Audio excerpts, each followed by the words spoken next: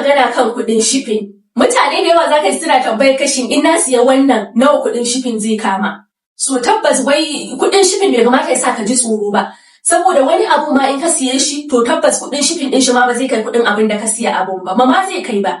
Ya danganta shi always shipping ya danganta ga type of shipping ɗin da ka yi. So kullum ina faɗa bayan da za a yi ka siya abu mai nauyi ka ce ai kana son shi desperately nan da 'yan kwanaki kake son abu ya zo nun. Kafin ka siya abu ya kamata ka sa ma kanka kai deciding shin abin da zan siya fa dole ba nan kusa nake da buƙatar shi ba in dai ka san mai nauyi ne. So kowa ya sani akwai air shipping akwai sea shipping. Air shipping ɗin nan ba zai yi abu mai nauyi ba ka ce za ka yi mashi air shipping. Tabbas in ka ce kai air shipping kuɗin da za ka biya masu ya ninninka kuɗin abin da ka siya abin nan da shi. Saboda kowa ya san air shipping yana da tsada. So kuma air shipping ya fi dacewa ka yi shipping ɗin abu wanda ka san mara nauyi ne kuma ƙananun abubuwa haka shi ya fi kyautatuwa. Sea shipping kuma kowa ya san komin girman abinka za ka sa shi a sea kuma za ka samu sauƙi yin hakan.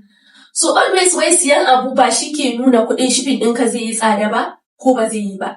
Ya danganta ga abin da za ka siya. So kuma tabbas in kamar kafin ka siya abu ka tambaye ni wai nawa kuɗin shipping ɗin wannan zai kama ni kaina ba zan iya ce maka ba.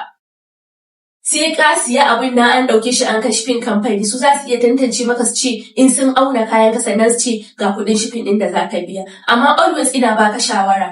In ka san ƙananun kaya za ka siya marasa nauyi to za ka iya masa in da sauri ne kake da buƙatar su. In kuma abu mai girma ne mai nauyi to tabbas sea shipping.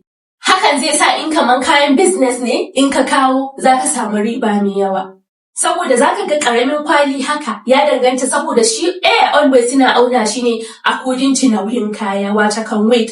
Shi kuma sea shipping ana auna shi ne ba wai nauyi suke aunawa ba no size ɗin kwalin carton ɗin kayan da kayanka suka kunsa a cikin carton da haka suke amfani. Cubic meter suna auna girman kwalinka ne da space ɗin da zai ci a cikin jirgi. Cikin wannan jirgin ruwa. So ta haka ake calculating. So wannan shine a takaice tsakanin air shipping da kuma sea shipping. So kada ku manta always dan Allah ku yi following ina in bidiyon nan tana amfana ku yi commenting, ku yi liking sannan ku yi sharing. Wannan zai ƙara man ƙarfin gwiwa domin kawo muku different business ideas da ya kamata ku yi importing ku kawo ku samu alkhairi. Wassalamu alaikum and bye for now.